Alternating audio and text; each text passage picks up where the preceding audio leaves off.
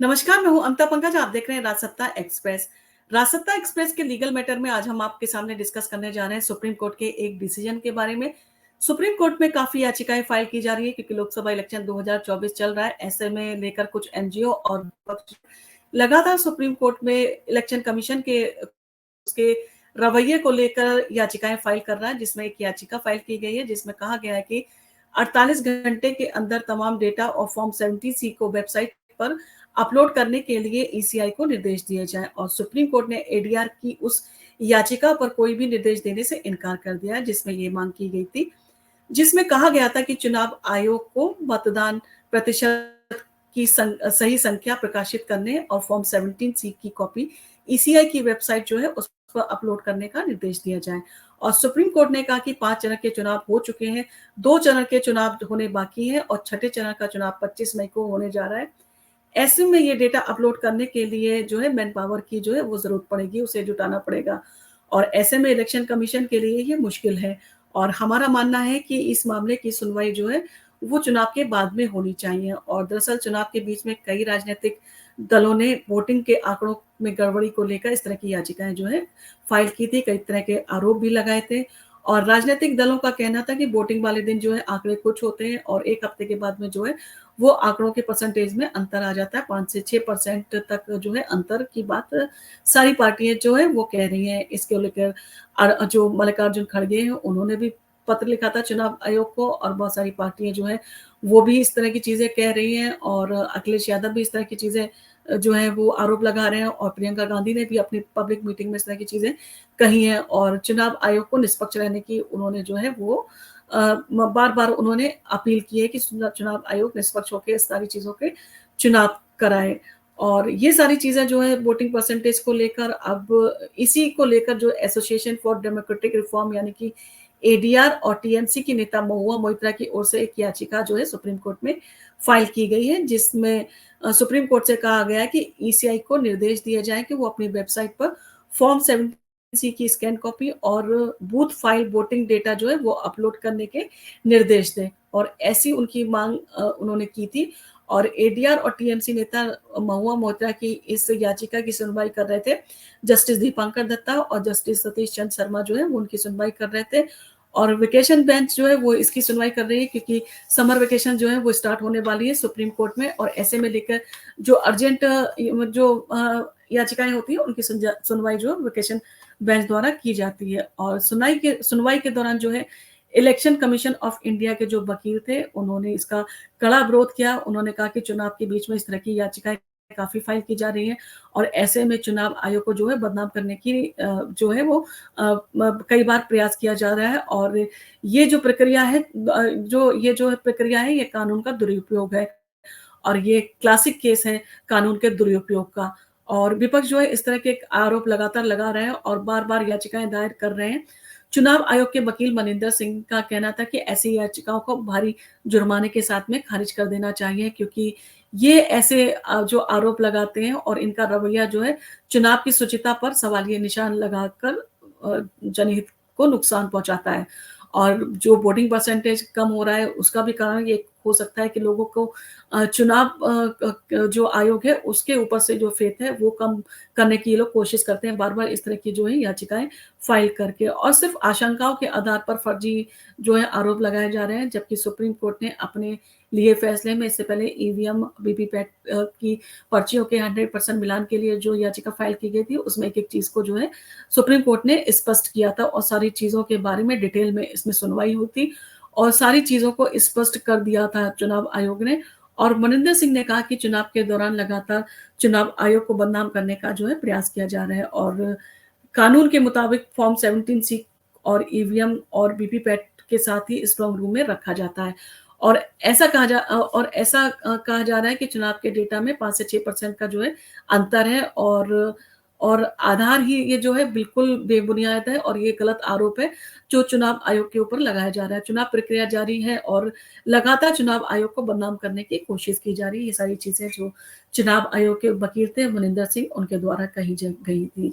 और दीपांकर दत्ता ने भी कड़े शब्दों में याचिकाकर्ताओं से सवाल किया था। उन्होंने उनके वकील दुष्यंत दवे से पूछा कि चुनाव प्रक्रिया के दौरान ही इस तरह के जो आरोप हैं, उसके लिए याचिकाएँ दायर क्यों की जा रही हैं?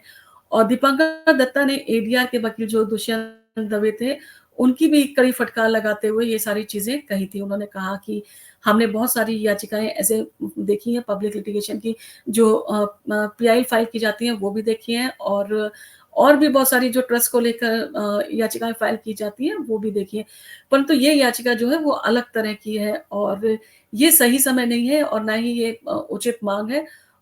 है और साथ ही सुप्रीम कोर्ट में जो है हम इस तरह की चीज़ों को जो है अभी अंतरिम राहत नहीं दे सकते। हम किसी भी तरह की आपको राहत देने के अभी इच्छुक नहीं है। तो सुप्रीम कोर्ट ने तत्काल राहत देने से पूरी तरह से इनकार कर दिया और सुप्रीम कोर्ट ने याचिका को पेंडिंग रखा है। अब याचिका जो है उसकी सुनवाई जो है जब जो समर वेकेशन खत्म होगी जब कोर्ट जो है वो खुलेंगे, उसके बाद में जो रेगुलर बेंच है वो इस केस की सुनवाई करेगी और अभी चुनाव चल रहे हैं। ऐसे में बीच में मामले की सुनवाई अभी नहीं कर सकते। ये सारी चीज़ें जो है वो जस्टिस जो थे दिवाकर दत्ता और जस्टिस सतीश चंद्र शर्मा ने अपने जो है वो डिसीजन में कही। और फॉर्म 17 सी क्या होता है इसको लेकर बहुत सारी चीज़ें हैं। फॉर्म 17 सी जो होता है उसमें आपका ईवीएम मशीन, वीवीपैट और कंट्रोल यूनिट का जो नंबर है वो सारी चीज़ें इलेक्शन कंप्लीट होने के बाद में फॉर्म 17 जो सी है वो भरा जाता है और फॉर्म 17 सी में जो वोटिंग टर्नआउट का जो डेटा होता है वो सेव रखा जाता है कि कितनी वोटिंग हुई। फॉर्म 17 की वोटिंग समाप्त होने के बाद में इसे भरा जाता है, कितनी वोटिंग हुई, कितने जो वोट थे वो निरस्त किए गए और कितने लोगों ने जो वो है वोट नहीं किया। और ये सारी चीज़ें जो है फॉर्म 17 जो है को सी को जो वोटिंग समाप्त होने के बाद में भरा जाता है और इसको भरने के बाद में कंप्लीट करने के बाद में जो प्रिसाइडिंग ऑफिसर होता है, वो इस पे सिग्नेचर करता है और इसकी जो एक-एक कॉपी जितने भी जो पार्टीज़ के एजेंट होते हैं पोलिंग बूथ पे, उनको इनकी सारी एक-एक कॉपी जो है, वो दी जाती है और फॉर्म 17 सी में कुल रजिस्टर्ड वोटर और वोट देने वाले लोगों का जो है डेटा होता है और इसी से पता चलता है कि बूथ पर कितना प्रतिशत जो है वोटिंग हुई है और इसके 2 पार्ट होते हैं। पहले पार्ट में जो है वोटिंग टर्नआउट का जो है डेटा भरा जाता है और दूसरे पार्ट में वोटिंग रिज़ल्ट जो है वो भरा जाता है। इसकी एक-एक कॉपी जो होती है प्रिसाइडिंग ऑफिसर साइन करने के बाद में जितने भी जो एजेंट होते हैं, उनको देता है जिसमें वीवीपैट का नंबर, ईवीएम मशीन का नंबर और कंट्रोल यूनिट जो है उसका सारा जो डिटेल है, वो उसमें सारी चीज़ें जो है वो उसमें डिटेल जो होती है उनकी दी जाती है। और ये सारा जो डेटा देने के बाद में इसकी जो कॉपी है वो एजेंट्स के भी उनको भी दी जाती है और इसमें जो है नंबर भी डाला जाता है इन सारी चीज़ों के क्या नंबर है, ईवीएम मशीन, वीवीपैट और कंट्रोल यूनिट का और सुप्रीम कोर्ट ने चुनाव आयोग की जो है चिंता को सही माना है कि फॉर्म को अगर अपलोड करते हैं, तो उससे इसका दुरुपयोग हो सकता है, यानी कि कोई इसको अपलोड कर सकता है, उसमें कुछ चेंजेस कर सकता है, जिसके कारण जो है इसकी निष्पक्षता पे भी सवाल उठेगा और इस तरह की चीज़ें जो है, जो भ्रम की स्थिति जो है लोगों के बीच में पैदा करेंगी, इसलिए उसको अपलोड किया जाना ठीक नहीं है। ये सारी चीज़ें चुनाव आयोग ने जो अपना जवाब दाखिल किया था, उसमें सारी चीज़ें उसने रिटन में ये सारी चीज़ें जो है कोर्ट में सबमिट की थी। और चुनाव आयोग की पूरी मैन पावर जो है इसमें ऑल ओवर इंडिया में चुनाव कंडक्ट करने में लगी हुई है। ऐसे में उन्हें फॉर्म 70 सी अपलोड करने के लिए टाइम लगेगा और इसको एकदम से निर्देश नहीं दिए जा सकते क्योंकि बीच में जो प्रक्रिया चल रही है और 25 मई को जो है वो कहते चुनाव होना है ऑलरेडी। तो इन सारी चीज़ों को बीच में रोक के इस फॉर्म को 17 को अपलोड करने के लिए चुनाव आयोग को निर्देश जो है सुप्रीम कोर्ट का कहना था कि नहीं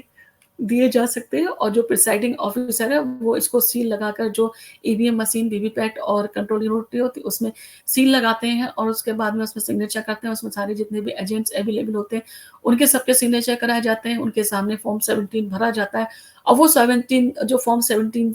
सी है उसकी एक-एक कॉपी जो है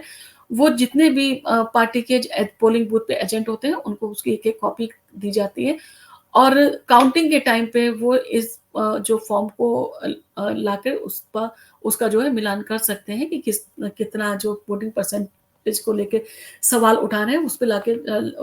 जो ले जाके ये सारी चीज़ें वो है, उसको मिलान कर सकते हैं कि क्या इसमें अंतर आया कि नहीं आया। तो ये सारी चीज़ें जो है भ्रम फैलाने की है और इसमें कोई भी जो सही बात नहीं है, क्योंकि ऑलरेडी सारी चीज़ें भर के जो एजेंट्स हैं उनको दी जा रही है। जब सारी चीज़ें ट्रांसपेरेंसी के साथ में कही जा रही हैं, फिर भी बार-बार इस तरह के जो याचिकाएँ फाइल करना और इस तरह के सवाल उठाना, जो ईसीआई है उसकी निष्पक्षता पे सवाल उठाना, ये बेबुनियाद है। ये सारी चीज़ें जो हैं वो चुनाव आयोग के वकील ने कही। अब इसकी सुनवाई जो है वो चुनाव के बाद, यानी कि जब कोर्ट सुनेंगे तब होगी, देखेंगे इस पे चुनाव आयोग पर क्या फैसला सुनाता है सुप्रीम कोर्ट, और जो अपोज़िशन है उसके लिए क्या फैसला सुनाता है। अगर आपको हमारा वीडियो पसंद आया हो तो आप इसको लाइक कीजिए, शेयर कीजिए, सब्सक्राइब कीजिए हमारे चैनल को। हम आपको इसी तरह के लीगल